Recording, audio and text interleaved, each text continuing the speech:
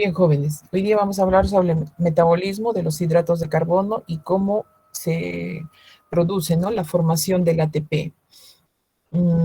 Sabemos que el ATP es la energía, ¿no? Es la energía a nivel de lo que es la célula, ¿no? O sea, las funciones celulares de todas las células de nuestro cuerpo producen un trabajo y para que se produzca ese trabajo tiene que haber un elemento que le dé la energía. Entonces, acá mi pregunta es, ¿comprendes cómo los hidratos de carbono se van a transformar en energía celular? Y ahora vamos a hacer la respuesta de acuerdo a lo que vamos viendo, ¿no? Dentro de los temas vamos a ver estos, ¿no? En la introducción, que es, todas las personas, ¿no? La energía en nuestro cuerpo es gracias a todo lo que comemos, ¿ya? Dentro de estos, los principales, por ejemplo, cuando nosotros comemos una dieta equilibrada, es que nosotros comamos hidratos de carbono, proteínas y un poco de grasas lípidos, ¿no?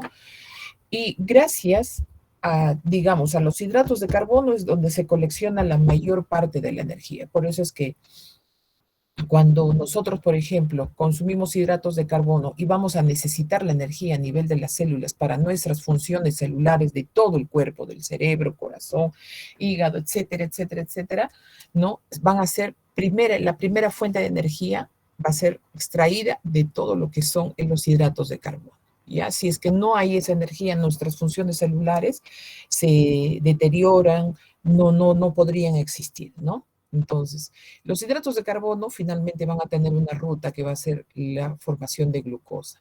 Esta glucosa va a producirse con la glucosa varios procesos metabólicos que finalmente dentro de esos procesos metabólicos van a llegar a la formación de ATP. Entonces, ¿qué es el ATP? El ATP y por qué cosa es tan importante, ¿no? El ATP es la adenosina trifosfato, ¿no? Es conocida como la moneda de cambio, es un vínculo esencial para la utilización y producción de la energía dentro de nuestro organismo. Es la conexión entre los sistemas productores y los consumidores de energía del organismo.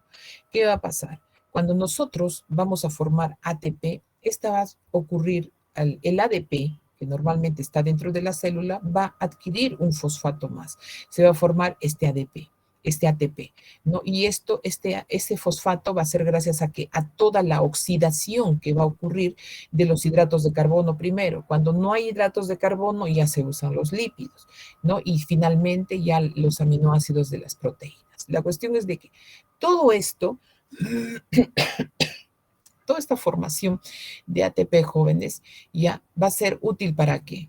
Para toda la utilización de la energía, por ejemplo, ¿para qué? Para el transporte activo a nivel de lo que son las bombas celulares, contracción muscular, síntesis de las moléculas a nivel de nuestro cuerpo, división y crecimiento celular, replicación ADN, ARN, o sea, todo lo que la célula va a trabajar va a necesitar desde de ATP, ¿no? Y esto va a venir gracias. Primera fuente va a ser el consumo del carbohidratos, ¿no? La estructura del ATP está dada por una adenosina, 3 grupos de fosfato y enlaces de alta energía, ¿no? Que son enlaces covalentes. Las funciones fisiológicas que va a tener el ATP entonces van a ser contracción muscular, ¿no? Por ejemplo, en el músculo cardíaco, la activación de las bombas sodio-potasio ATPasa, ¿no es cierto? Por la enzima ATPasa, síntesis de proteínas, de ADN, hormonas, conducción nerviosa, mantenimiento del potencial eléctrico durante todo lo que es contracciones musculares, ¿no? Sin ATP, ninguna célula va a poder funcionar, ¿ya? O sea, no funcionarían las células, ¿ya? Entonces, ¿qué va a pasar? Cuando se consumen los alimentos, ¿no? Van a contener energía química, ¿no? Porque van a formarse enlaces covalentes, ¿no? Por los monosacáridos, polisacáridos, etcétera, etcétera, que se van a producir, ¿no? Durante el metabolismo, esta energía se libera para formar ATP. Las reacciones químicas celulares que facilitan la energía de los alimentos para distintos sistemas fisiológicos, ¿no? No solo actividad muscular, sino funcionamiento de todas las contracciones dentro de nuestra célula, todo lo que genera, ¿no? Por ejemplo, para la secreción glandular, las células glandulares producen un trabajo para que puedan producir, digamos, a nivel de lo que son las glándulas, todas las secreciones, hormonas, etcétera, ¿no? El mantenimiento de los potenciales de membrana en los nervios, fibras musculares, síntesis de sustancias, absorción de alimentos, tubo digestivo, todo absolutamente. Por ejemplo, cuando hay un consumo, digamos, de alimento, ¿no? Las células intestinales, ustedes ya han visto la parte de digestiva en fisiología, ¿no? Las células trabajan, ¿para qué? Para la absorción, o sea, cada célula tiene un trabajo y eso necesita de una energía y lógicamente van a ser extraídas primeramente por los hidratos de carbono, ¿no? Segundo, grasas. Cuando no hay hidratos de carbono a disposición, ya se consumen las grasas y los aminoácidos de las proteínas, ¿no? Finalmente van a formar todo lo que es el ATP, ¿no? Y esto acá, por ejemplo, en este dibujito que ustedes pueden observar, ¿no? Todo lo que se consume, las tres bases principales de nuestro consumo energético, ¿no? Primero son los carbohidratos, las proteínas y las grasas, ¿no? ¿Para qué? Para que se produzca esta respiración o trabajo celular, ¿no? Entonces, en las etapas ¿cómo se llama? En las etapas de consumir el alimento, ¿no? Tú comes tu alimento, comes su leche, su carne, no sé. Hay una descomposición de eso, ¿no? Ya habíamos hablado, cómo se descompone a nivel digestivo, entra el bolo alimenticio, a nivel gástrico, prácticamente funciona como si fuese, les he dicho a ustedes, es como un batán prácticamente, que el estómago con el ácido clorhídrico, con la pepsina, la milasa, todo, comienzan a desdoblar cada cosa que uno ha comido, ¿no? Entonces, esas enzimas digestivas van a romper ese alimento y la van a transformar en micromoléculas finalmente, ¿no? Cuando pasan por el intestino, ¿no? Por el intestino va a haber la absorción de nutrientes, ¿no? Y los nutrientes van a ser transferidos hacia lo que es el nivel sanguíneo, ¿no es cierto? ¿Qué es la glucólisis? La glucólisis es la descomposición de la glucosa, ¿no? Que finalmente se va a descomponer en piruvato, ¿no es cierto? En el citoplasma celular. Y finalmente va a producir ATP, como vamos a ver en la vía glucolítica, que es importante, ¿no? Entonces, ¿por qué es importante la glucosa? Es el combustible para el cerebro, ¿no? Para el cerebro, para los eritrocitos, para cada célula del cuerpo, ¿no? Normalmente la glicemia, o sea, glicemia quiere decir glucosa en sangre, emia, ¿no es cierto? Ya tiene valores específicos. Lo normal está entre 70 y 110, con una media de 90, ¿no? Es una fuente de energía inmediata para todas las células, ¿no? Y esta puede almacenarse o transformarse, ¿no? En una energía. Finalmente, cuando hay un consumo de alimentos, los productos finales de la digestión son casi, por lo general, son glucosa en un gran porcentaje, ¿no? Pero de acuerdo a todos los carbohidratos de monosacáridos y todo, ¿no? Terminan como fructosa y galactosa. La fructosa y galactosa terminan siendo y transformándose en glucosa, finalmente. Ya en una vía final se transforman y finalmente es la glucosa la de predominancia, ¿no? Que van a servir. ¿Para qué? Para todos los trabajos celulares que vamos a ver. Ahora, cuando se produce la glucosa para que entre a esta célula, por ejemplo, este es un enterocito. Enterocito es la célula intestinal, ¿no? Va a entrar mediante dos transportes por la membrana celular. Uno es la difusión facilitada y la otra es difusión activa, ¿no? Con cotransporte, o sea, es un cotransporte activo. Se dice facilitada porque no va a tener ningún problema. Por ejemplo, va a haber receptores GLU, ¿no? Que se llaman ya receptores GLU, que va a agarrar y pueden penetrar sin ningún problema. Es fácil la penetración a nivel de la membrana, ¿no? Por ejemplo, estos receptores van a variar, ¿no? Van a variar porque en ciertos órganos, por ejemplo, acá, van a estar, mira, por ejemplo, el receptor GLU va a estar en el eritrocito, a nivel de las células cerebrales, a nivel de lo que es la parte de la placenta, ¿no? Los GLU2 están a nivel hepático, en lo que son el páncreas. El GLU3 también células cerebrales y también aquí en la placenta, ¿no? La absorción se da ahí. Y los GLU4 están, mira, a nivel muscular, están en todo lo que es el tejido celular, en las células del corazón, ¿no? Y acuérdense, jóvenes, esta es una pregunta de examen. Este GLU4, ¿ya? Este GLU4 que participa en el transporte, transporte facilitado, ¿no? En la difusión facilitada, ya es insulino dependiente. Acuérdense de esta terminología, ¿no? ¿Por qué? Ahora vamos a entender. Por ejemplo, ya estamos diciendo dónde están los transportadores GLU para la difusión facilitada, están a nivel de estos órganos, ¿ya? Por ejemplo, ¿qué es lo que va a pasar? ¿Cuándo es activo acá? Activo va a ser cuando en este enterocito, por ejemplo, ¿ya? Lo que va a pasar es que acá hay un cotransporte, o sea, tiene que existir el sodio, por ejemplo. Estos dos mediante esta proteína transportadora SLGT1, ¿ya? Tienen que ir acompañados, si no, no pasa la glucosa. No es como acá, por ejemplo, facilitada. La fructosa entra fácil, esta es facilitada y sale fácil.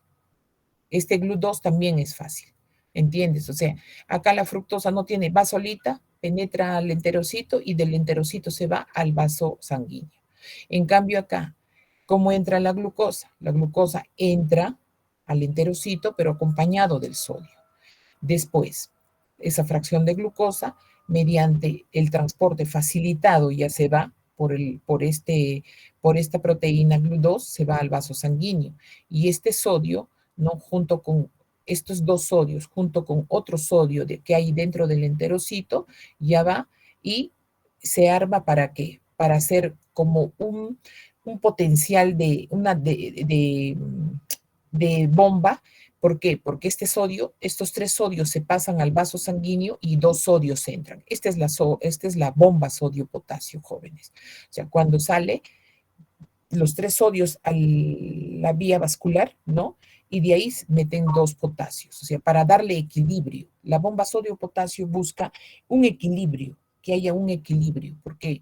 Porque debe haber potasio dentro de la célula, ¿no es cierto? Entonces, ese sodio que acompañó a la glucosa agarra y vuelve a salir acá.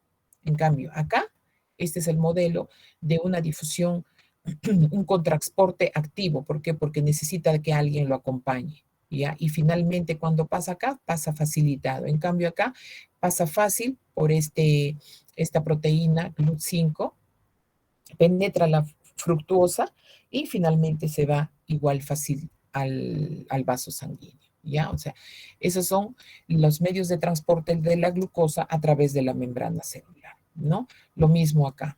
Por ejemplo, tenemos los productos, por ejemplo, lactosa por la lactasa, ¿no? Va a producir galactosa y glucosa. El almidón, gracias a la amilasa y a la alfa-glucosidasa, va a producir glucosa. La sacarosa, ya que trae en el azúcar normal que comemos, por medio de la sacarasa, va a producir glucosa y fructosa, ¿ya? ¿Y qué va a pasar? Por ejemplo, acá, la galactosa va a necesitar de sodio para entrar. La glucosa va a necesitar de este sodio para entrar. A esto es un transporte activo, ¿no es cierto? Porque está necesitando de alguien para entrar, ¿no? Por eso usa esta proteína, ¿no? El SGLT1. En cambio, esta fructosa hace una difusión facilitada, entra de frente y también va a salir, ¿no? Facilitadamente. En cambio, ¿qué hace? Estas, como han tenido una necesidad de que alguien lo acompañe para meterse, suelta el sodio, miren, se suelta el sodio, ¿ya? Y toda esta parte de lo que es la glucosa va y después ya es facilitada su salida al vaso sanguíneo. ¿Qué va a pasar acá? Este sodio que va a ocurrir acá va a producir ese intercambio de sodio y potasio. Y ahí se va a soltar un trabajo, ahí va a haber va a necesitar de un ATP. Para producir este trabajo se necesita ATP, ¿no? Entonces, esa es la importancia, ¿ya? Para producir todos los trabajos se necesitan de ATP, jóvenes. La regulación hormonal, por ejemplo. ¿Qué hace la insulina? Les decía yo que la enzima GLUT, ¿no? La enzima GLUT hace de que sea insulino dependiente. Por ejemplo, este es el páncreas. Esto de acá es el islote de Langerhans. Las células beta que están acá, porque el páncreas tiene dos funciones, endocrino y exocrino, ¿ya? En su función endocrina estamos hablando, ¿ya? Ellos, este páncreas, este acino pancreático es capaz de producir insulina o glucagón. ¿Cuándo produce insulina?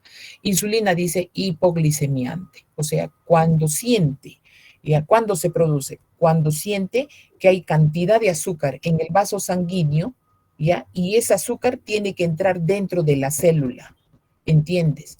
Cuando siente el páncreas que hay un montón de azúcar, o sea, un montón de glucosa en el vaso sanguíneo, ordena que salga la insulina, ¿ya? ¿Para qué? Esa insulina, al ser, digamos, secretada, ¿ya? Del páncreas, lo que va a hacer es ordenar a que la glucosa entre dentro de las células y que no esté desparramado dentro del vaso sanguíneo.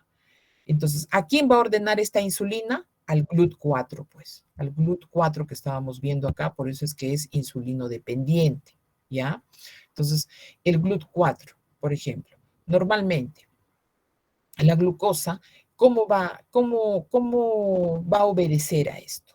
¿No? Por ejemplo, cuando hay la glucosa, ya penetra dentro de lo que es la célula, va a ordenar a que se secrete insulina, ¿no? O sea, va a haber, digamos, va a permitir que la insulina ordene que entre más dentro de la célula la glucosa. ¿No? O sea, es como una puerta. El GLUT4, por eso dice, ¿no? Aumenta la captación de la glucosa. Esto, el GLUT4 es insulino dependiente. Esta es pregunta de examen, ¿ya? Es insulino dependiente porque va a permitir que la glucosa que está fuera penetre dentro de la célula, ¿ya? Cuando hay pacientes diabéticos, ¿ya? Y tienen cantidad de prácticamente glucosa en la sangre, ¿no?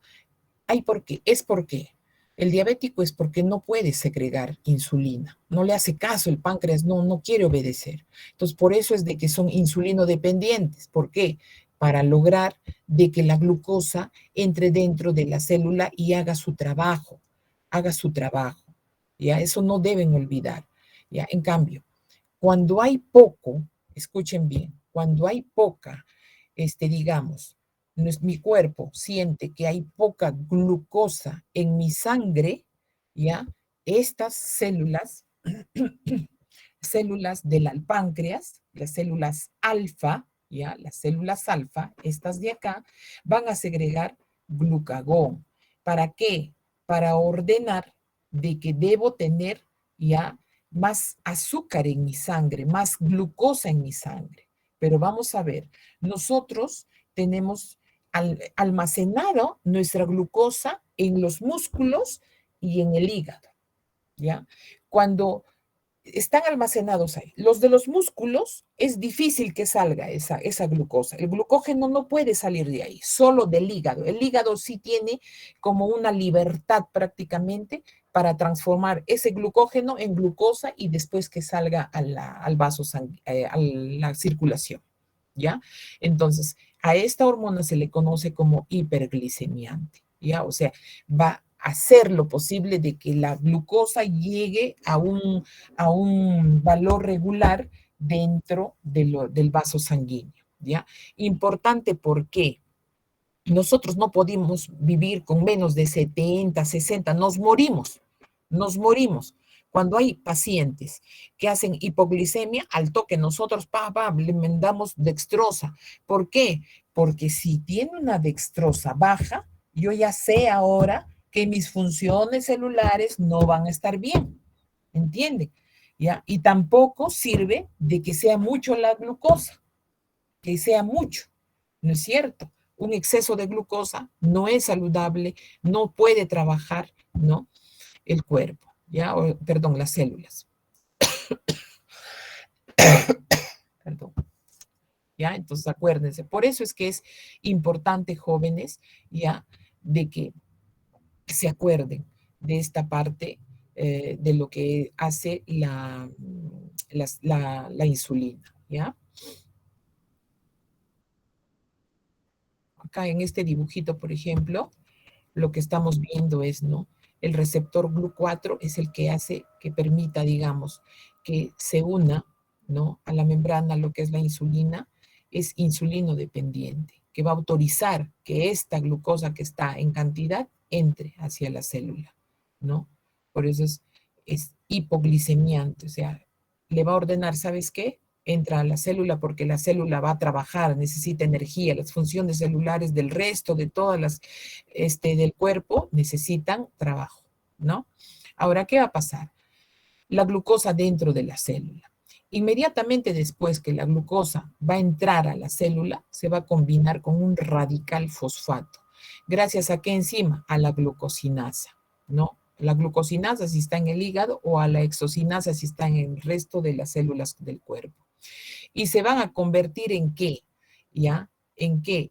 En glucosa 6-fosfato, ¿ya? En glucosa 6-fosfato. Y una vez que entra, se convierten en glucosa 6-fosfato, ¿no? Gracias a esas enzimas, ¿ya?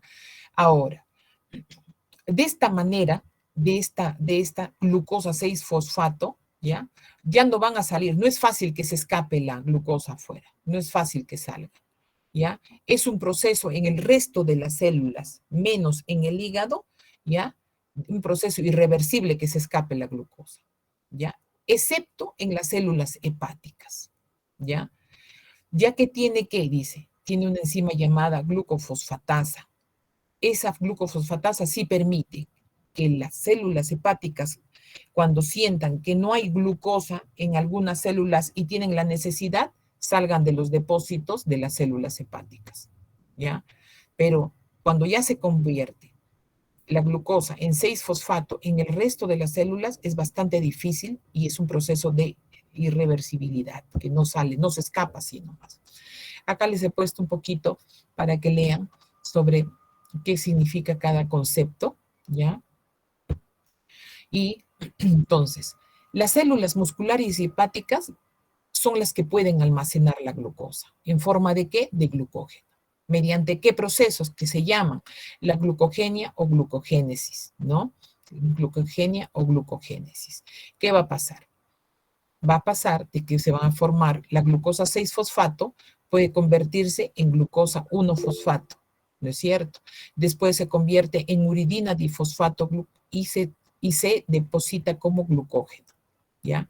Profesora, entonces quiere decir que si digamos ya está como glucosa 6-fosfato, entró, se convirtió en glucosa 6-fosfato, se convierte a 1-fosfato, se produce la uridina y se deposita como glucógeno. Pero hemos dicho que cuando falta glucosa afuera, el único autorizado son los hepatocitos, que sí pueden convertir del glucógeno nuevamente, soltar glucosa. ¿Gracias a quién? A la fosforilasa, ¿ya? Solo las células hepáticas, ojo, ¿ya? Eso, ese proceso de que el glucógeno va a convertir en glucosa, se llama glucogenólisis, ¿ya? Y lo hace mediante la enzima fosforilasa. ¿Estimulada por quién?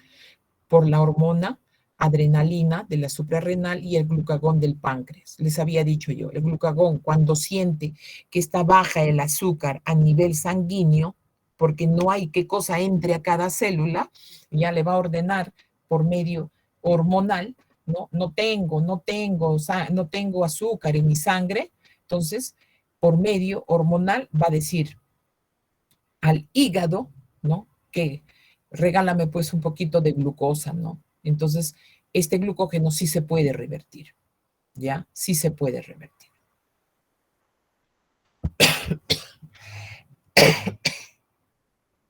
Ahora, dice, el uso de glucógeno, ¿no? Glucogenólisis, ¿no es cierto? Cuando falta la glucosa, ¿no? O hay ejercicio, se revierte, ¿no? El glucógeno se puede convertir en glucosa disponible. En el hígado, la glucosa libera y pasa a la sangre. En el músculo se va a usar, se va a usar localmente para producir, no va a salir a la sangre, pero se va a usar localmente para producir energía, ATP.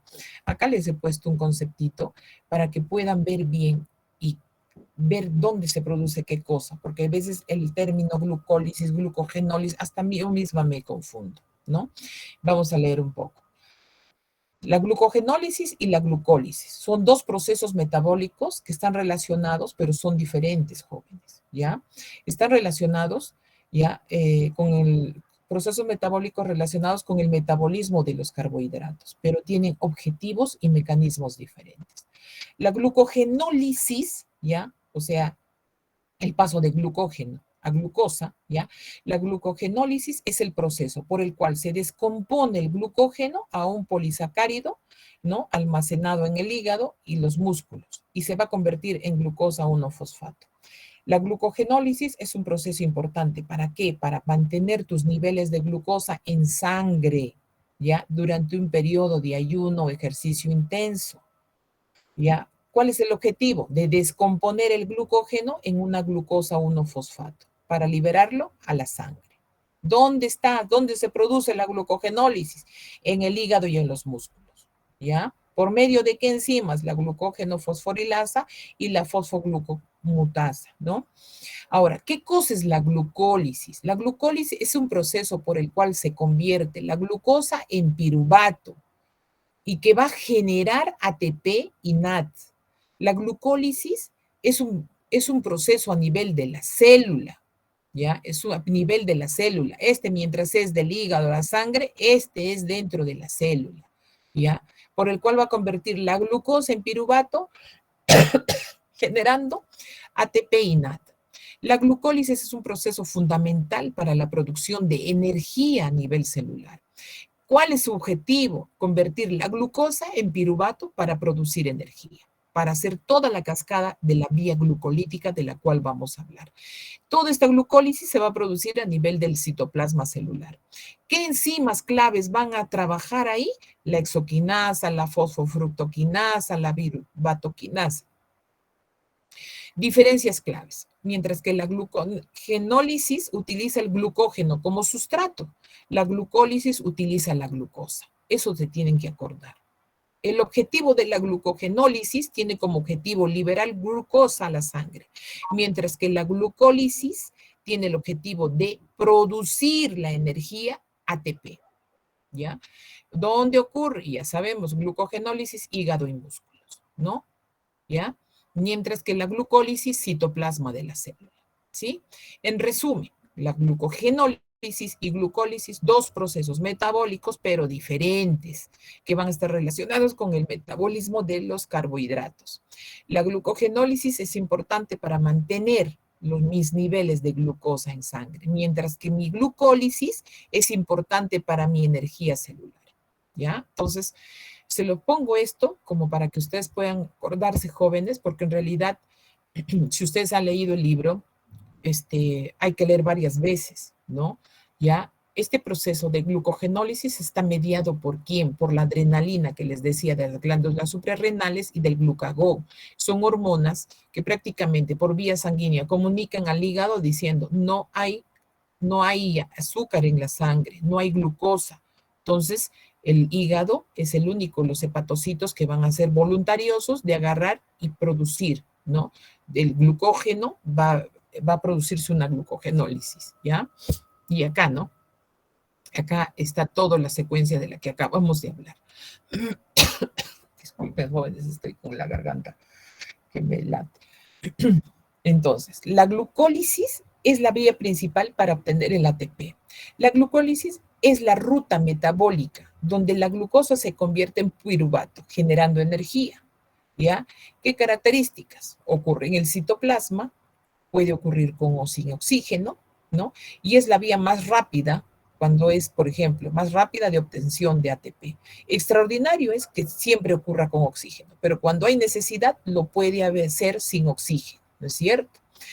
El balance energético neto de esta glucólisis va a ser 2 ATPs, 2 NADs, ¿no? Produce un piruvato que va a seguir para la formación de ¿quién? De todo lo que viene hacia el ciclo de Krebs, que es la segunda fase, ¿ya? Entonces, para continuar, vamos a ordenarnos así, ¿ya? Primero, jóvenes, Primero es bueno saber, una molécula de glucosa libera 686.000 calorías de energía. Solo una molécula de glucosa, ¿ya? Acuérdense. Y para armar un ATP, solo yo necesito 12.000 calorías. Imagínense, con una molécula de glucosa, ¿cuántas moléculas de ATP voy a formar? ¿No es cierto? ¿Ya? Siendo necesario la glucosa, que se vaya fragmentando prácticamente. Esta se va a fragmentar, va a fragmentarse hasta formar el ATP en varias, ¿no? Va a haber múltiples etapas sucesivas. A esto se le llama la vía glucolítica. Para adquirir yo esto, ya, yo necesito de la vía glucolítica. ¿Ya? Entonces, lo que va a ocurrir aquí, un ratito, disculpen por favor, se ha teñido esto, un ratito lo cambio por favor para que podamos, porque no lo puedo ni leer, sino, un momento por favor.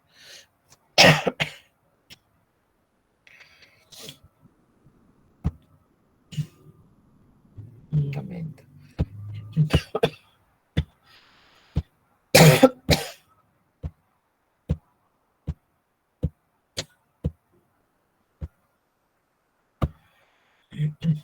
Este no está. ¿Cuál es? ¿Está? No, este es. Un momento, ¿ya? Proyectado me sale acá blanco, pero ahora me sale negro. A ver.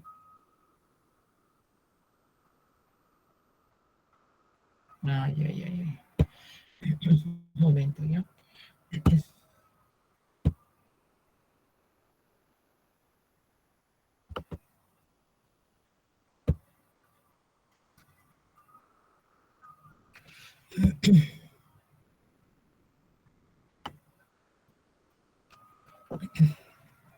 Esto más creo que no sé.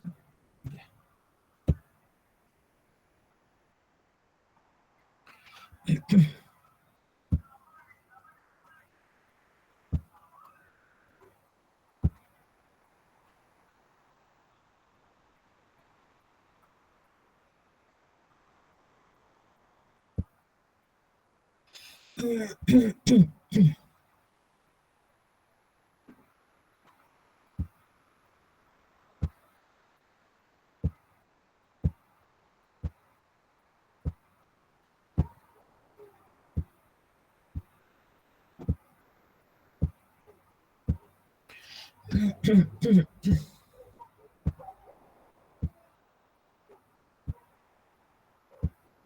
Lo que son plantillas que ya están predeterminadas y que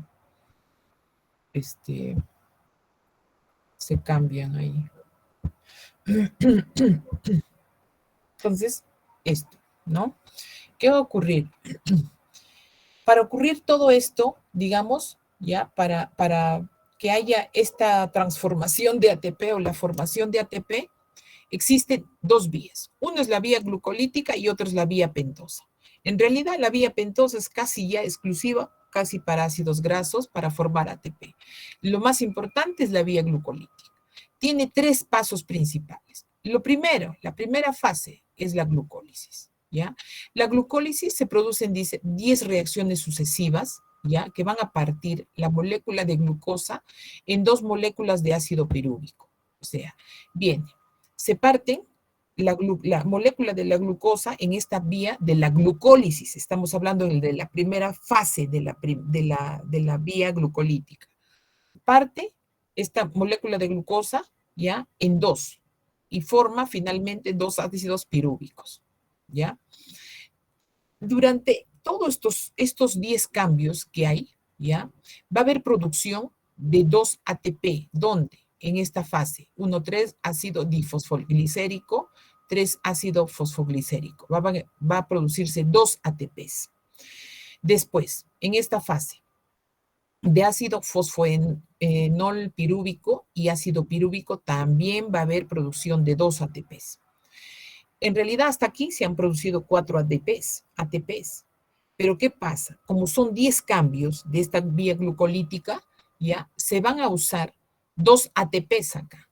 Entonces, ya no van a ser 4. Por este uso, van a ser solo 2 lo que nos va a dar esta vía glucolítica. Aparte, nos van a producir 4 hidrógenos, ¿ya? 4 hidrógenos. Por eso acá dice, ¿no? La reacción final van a ser tu producción de estos 2 pirúvicos más 2 ATPs, porque los otros 2 se están usando acá, más 4 de hidrógeno, ¿ya?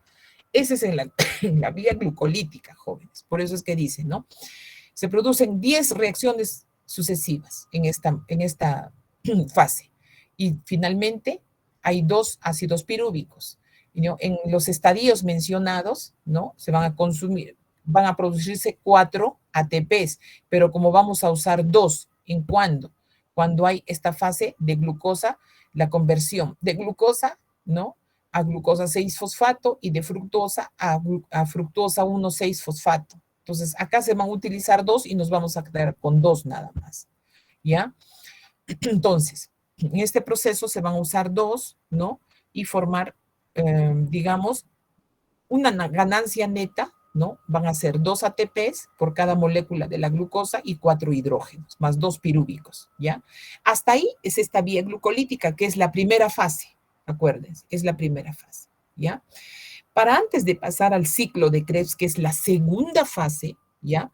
Estos 2 ácidos pirúvicos de acá se van a convertir en 2-acetilcoenzima A. Es necesario. ¿Por qué? Porque tiene que entrar como acetilcoenzima A. Y este cambio de pirúvico a 2-acetilcoenzima A va a generar 2 moléculas de dióxido de carbono, mira, y 4 átomos de hidrógeno. ¿Ya? Esta conversión de pirúvicos, de estos 2 pirúvicos a dos moléculas de acetilcoenzima A que se van a formar, van a generar 2 moléculas de CO2, de dióxido de carbono, y 4 átomos de hidrógeno. Finalmente, en esta vía glucolítica, sumando todo, van a ver 2 moléculas de acetil-CoA, 2 de dióxido de carbono, 8 átomos de hidrógeno, 4 de acá y 4 que eran de acá, ¿se acuerdan? 4 de acá son 8, ¿ya? Y 2 ATPs, estos 2 ATPs de acá, ¿no es cierto? ¿Ya? Porque la coenzima A no va a formar ATP, lo que va a hacer es 2 de dióxido de carbono y 4 de hidrógeno, ¿ya? Esta ocurre en la fase de vía glucolítica antes de entrar a la siguiente fase, ¿ya? La fase es del ciclo del ácido cítrico o ciclo de Krebs. En realidad, todo esto es bastante difícil grabarnos qué va a ocurrir y todo. Como no vamos a ser bioquímicos, sino médicos, ya, lo que va a ocurrir acá, la formación que va a ocurrir es que las 2 acetil-CoA van a venir, se van a unir con el ácido oxalacético y van a formar el ácido cítrico. Durante todas estas cascadas de formación, ¿ya? Van a haber bastantes cambios químicos, ¿no? De producción, acá de un ATP, acá de hidrógenos, ¿no? De hidrógenos, ¿ya? Finalmente, ¿ya? Finalmente, lo que va a ocurrir es, la acetilcoenzima se combina con el ácido oxalacético. ¿Genera qué? El ácido cítrico, ¿ya? En esta reacción es liberada la coenzima A, o sea, acá, en esta reacción de unión, otra vez la CoA se libera y vuelve a ser reutilizada, jóvenes. Acá, vuelve a ser reutilizada. Ahora van a entender por qué. ¿Ya? Siendo nuevamente utilizada durante los sucesivos pasos, se añaden varias moléculas de agua, acá, ¿no? Y se liberan dióxido de carbono y átomos de hidrógeno, ¿ya? Finalmente, estos últimos se oxidan para liberar cantidades enormes, dice, de ATP, ¿ya? Durante este paso, durante todo este paso de alfa-acetoglutárico, ácido sucínico, van a generar una molécula de ATP acá, ¿ya? Finalmente, el producto de todo esto, a mí me interesa que se graben esto, ¿ya? Es el resultado. ¿Qué va a generar? 4 moléculas de dióxido de carbono, este ciclo de Krebs. 4 de dióxido de carbono, 16 átomos de hidrógeno y 2 moléculas de ATP, ¿ya? Este de acá, sumado con el anterior de la vía glucolítica, ¿ya? Entonces, hasta el momento, ¿qué cosas se han formado de la molécula de glucosa? 8 hidrógenos habían en la vía glucolítica, más los 16 del ciclo de Krebs, hasta ahora son 24 moléculas. ¿No es cierto? Este hidrógeno, ya, 24 moléculas. Lo más importante aquí, antes de entrar a la tercera fase, que es la fosforilación oxidativa, es que se formen no tanto ATP, sino que se formen hidrógenos. En las moléculas de hidrógeno es lo que más nos importa, porque gracias a esos hidrógenos, que hasta ahorita son 24 moléculas de hidrógeno, ¿ya? Se van a formar pares, ¿ya? A nivel de la fosforilación oxidativa y van a generar ATP, como van a ver acá. Miren, acá hay 24 moléculas de hidrógeno. Esas moléculas de hidrógeno se van a ordenar en 10, en pares, ¿ya? En pares. 24 serían 12 pares, ¿no es cierto?, de moléculas, ¿ya? Este hidrógeno se van a liberar en 10 pares y van a quedar 4 libres, ¿ya? Estos 10 pares se van a combinar con el NAT, con el dinucleótido de nicotinamida y adenina que están dentro de lo que es ya, ¿cómo se llama? Dentro de la célula, ¿no? ¿Mediante qué enzima? La deshidrogenada, formando NAT, ¿ya? Los 4 restantes, porque estamos contando solo 20 y los 4 van a quedar libres, ¿ya? Pasan directamente al proceso oxidativo para que se libere el dióxido de carbono que necesita, ¿no?, las descarboxilasas. El dióxido de carbono se disuelve en los líquidos orgánicos y sale como respiración. No entiendo, profesora, no entiendo, ¿no? Bueno, esto es un dibujito de lo que les voy a explicar acá. Esa secuencia que hay en el Guyton jóvenes es así, ¿no? Esta fosforilación oxidativa, lo que va a ocurrir es su trabajo dentro de la mitocondria, ¿ya?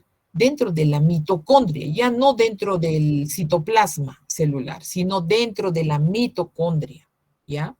Este proceso, ¿ya? ¿Es para qué? Para la producción de energía.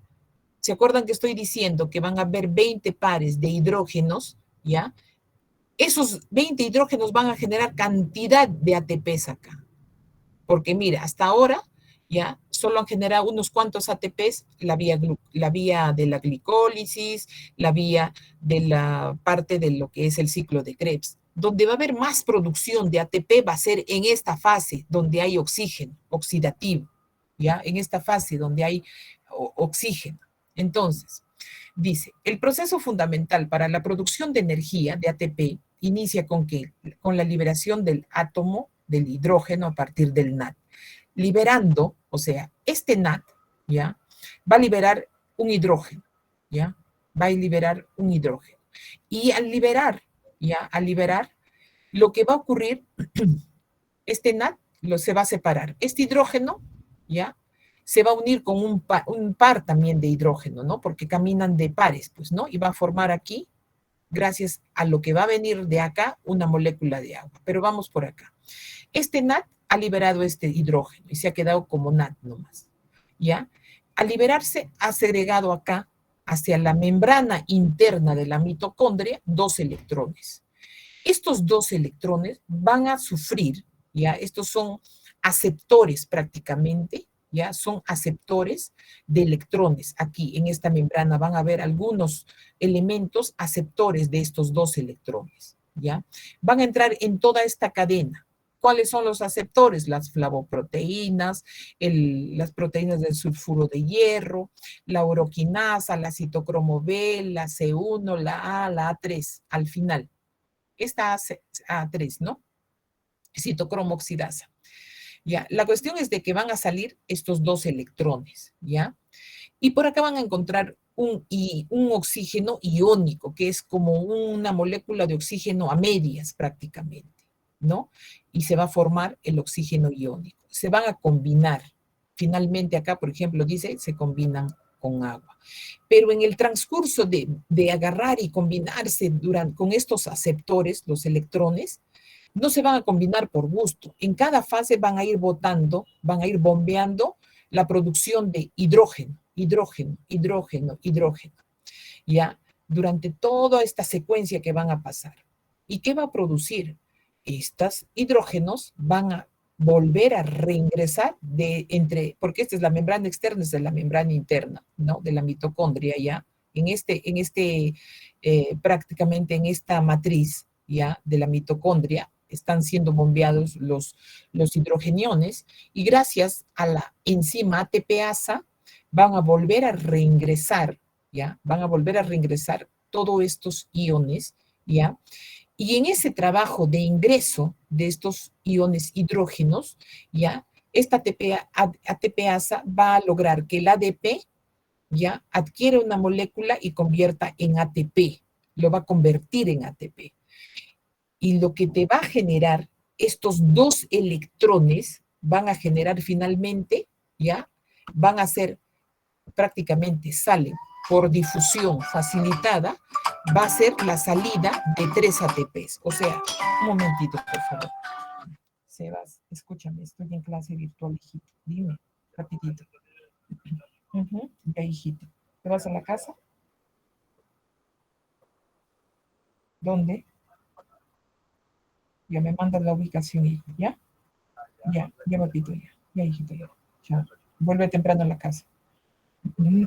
Ya, hijo.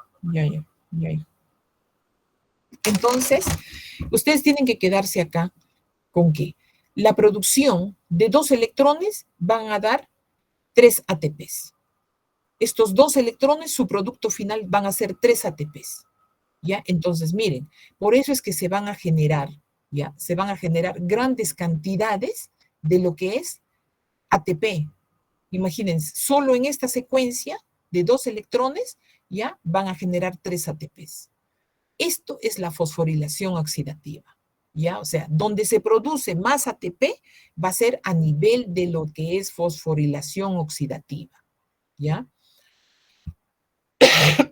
Por lo tanto, la glicólisis nos ha generado 2 ATPs.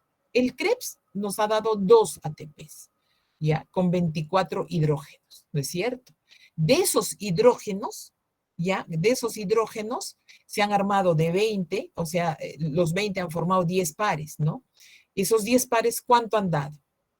3 ATPs, ¿no es cierto? 3 ATPs, pero, perdón, 3 ATPs, cada par ha generado 3 ATPs. Por lo tanto, en los 10 pares de estos 20 hidrógenos se han generado 30 ATPs. Entonces, de los otros 4 restantes, ¿se acuerdan que había 24? Esos van a pasar directamente por acá, o sea, no van a agarrar y hacer esta secuencia.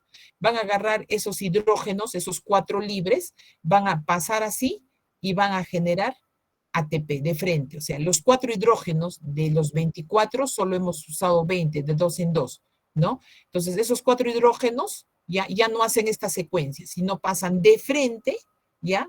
Mediante esta enzima y los bota. O sea, cada hidrógeno equivale, digamos, a 1, ¿no? Si son 4, los restantes son 4 ATPs, ¿ya? 4 ATPs. Es un poco confuso, jóvenes, pero finalmente no les estoy exigiendo de que se acuerden toda la secuencia, sino que para que lo entiendan. Para mí va a bastar que ustedes sepan cuánto se formó en la fosforilación oxidativa, en la segunda fase, que es la de Krebs, y en la primera fase, ¿no? ¿Qué cosa vimos? Qué cosa se formó, ¿no? Porque todo esto es la vía glucolítica, ¿ya? La vía glucolítica es la que va a formar el ATP, ¿no es cierto? Donde se forma más es en la fosforilación oxidativa. El ATP importante para la función celular, ¿ya? Entonces, por lo tanto, por cada molécula de glucosa hay una producción de 38. ¿Por qué? Porque 2, 2, 2 y finalmente 34 ATPs que han sido formados en la fosforilación oxidativa, ¿no es cierto? 30 de acá y 4 que pasaron, 34. Más 2, 36, más 2, 38. 38 moléculas de ATP han sido formados gracias a una sola molécula de glucosa. Entonces, si hacemos la división, ¿ya? Si hacemos la división, para formar estas 38 moléculas, más o menos, hemos usado 456,000, ¿ya? Calorías, porque decíamos al inicio, por una molécula, ¿no? De ATP, íbamos a usar 12.000.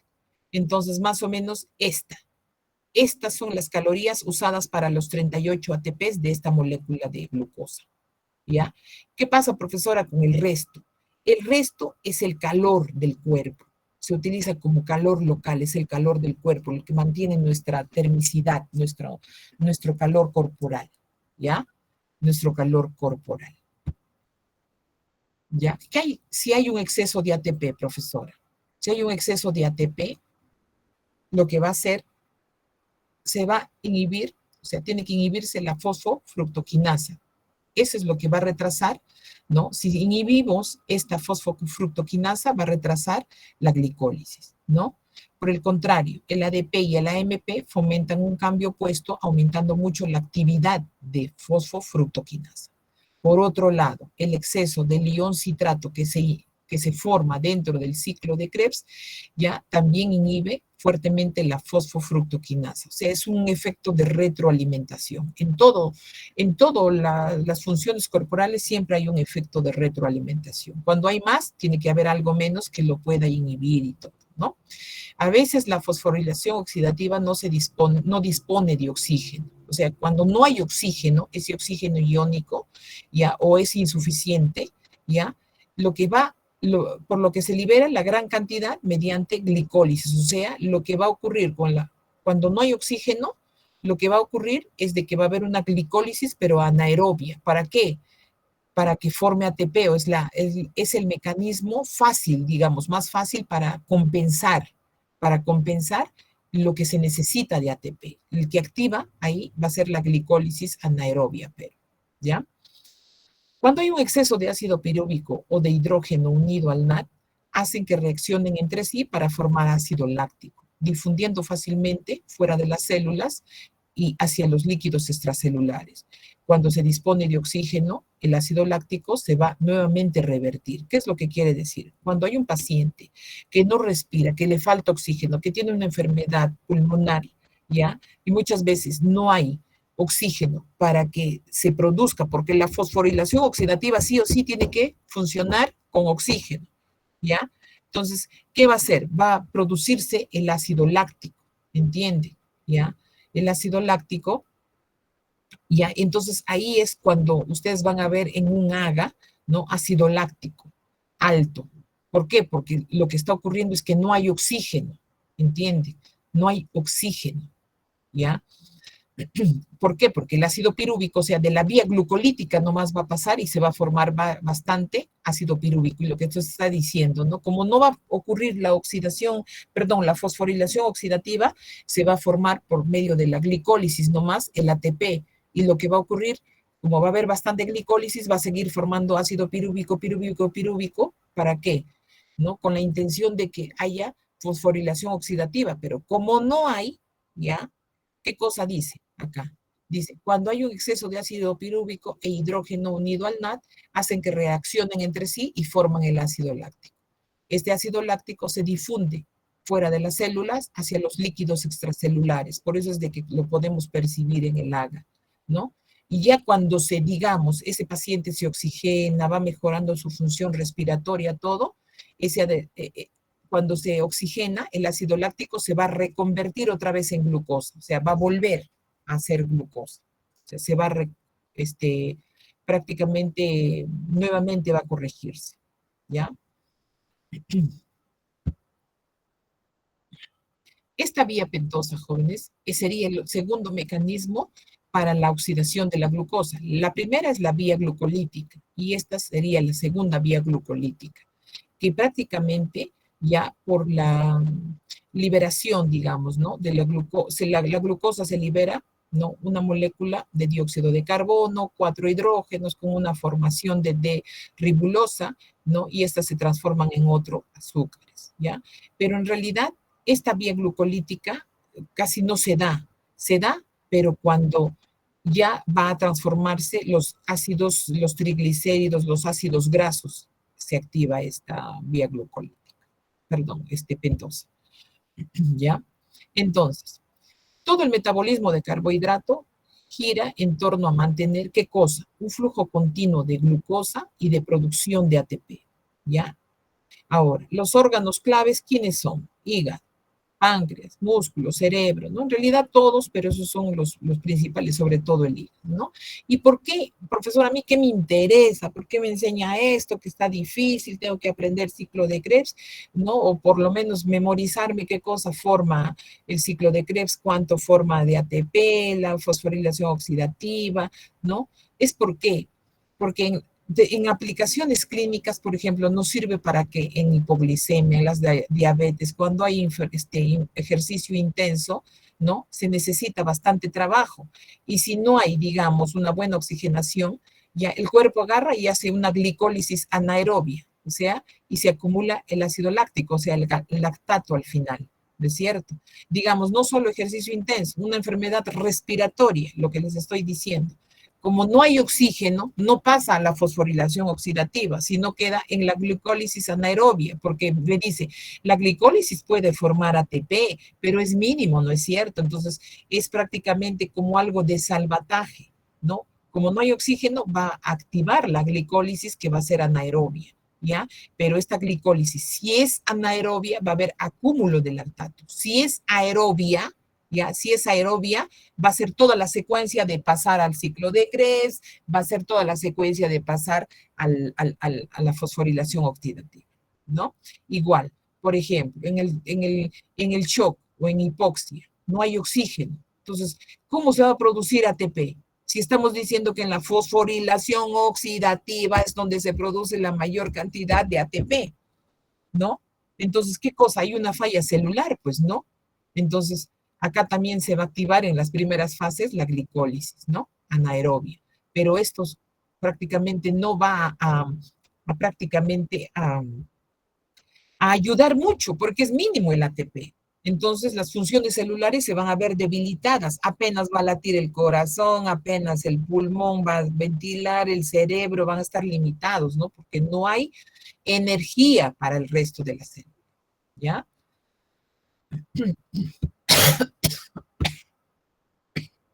Entonces, jóvenes, acuérdense, la glucosa es el combustible de la célula. Si no hay glucosa, es bien difícil y no hay con qué funcione, ¿ya? Por eso es de que ustedes, en cualquier paciente que vean que tiene, digamos, una patología séptica, por ejemplo, la sepsis se consume la glucosa en un ratito. Los pacientes diabéticos que tienen, digamos, hacen hipoglicemias, pacientes que no comen, pacientes críticos, tienden a hacer hipoglicemia, o sea que se baja la glucosa en la sangre. Entonces, ¿qué hacemos? Nosotros tenemos que poner dextrosa. ¿Para qué? No le podemos dar de comer, pero si hay dextrosa al 33%, hay dextrosa al 10%, hay dextrosa al 5%. ¿Para qué? Para que esa glucosa, o sea, de esa dextrosa, la glucosa, ayude como el combustible celular. Si no hay glucosa, no hay energía, ¿ya?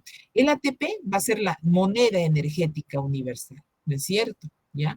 La glicólisis inicia esta degradación de la vía glucolítica. ¿Ya? En presencia del oxígeno, la célula obtiene más de 30 ATPs en la fosforilación oxidativa, acuerdo. ¿Ya? La insulina va a favorecer el almacenamiento y el ingreso de ¿qué? De la glucosa dentro de la célula. ¿Por qué? Porque esa glucosa está desparramada en el intravascular, o sea, dentro del vaso sanguíneo. Al sentir eso, el páncreas comienza, la célula beta le dice, ¿sabes qué? Sal, insulina. Sal para que vayas a la célula y por medio de la proteína GLUT4 le ordene y diga, no, entra glucosa, tu sitio no es el intravascular, es dentro de la célula, porque dentro de la célula te necesitan para formar energía, ¿ya? Entonces, la insulina va junto con el GLUT4, que es el insulino dependiente, esa proteína, no se olvide. El cuerpo mantiene la glicemia, ¿ya? Mediante el hígado, páncreas, músculo. Lógicamente, en el hígado y en el músculo están los depósitos. El páncreas es el que va a decir, ya, si hay mucha glicemia, digamos, o sea, hay una hiperglicemia, mucho azúcar en la sangre, sale la insulina. Y lo contrario, cuando no hay azúcar en la sangre, o sea, hay poca glucosa en la sangre, las células alfa del páncreas van a ordenar al glucagón y le va a decir, ¿sabes qué? Sal, sal, ¿no? Para que puedas jalar más glucógeno. ¿Cómo? Va a ir por la circulación el glucagón, ¿no? Y le va a decir, hígado, tú que eres el todopoderoso, porque tú conviertes y reconviertes. No puedo decirle eso al músculo, porque el músculo tiene, acuérdense, la glucosa cuando es capturada dentro de la célula es irreversible que salga, excepto el hígado.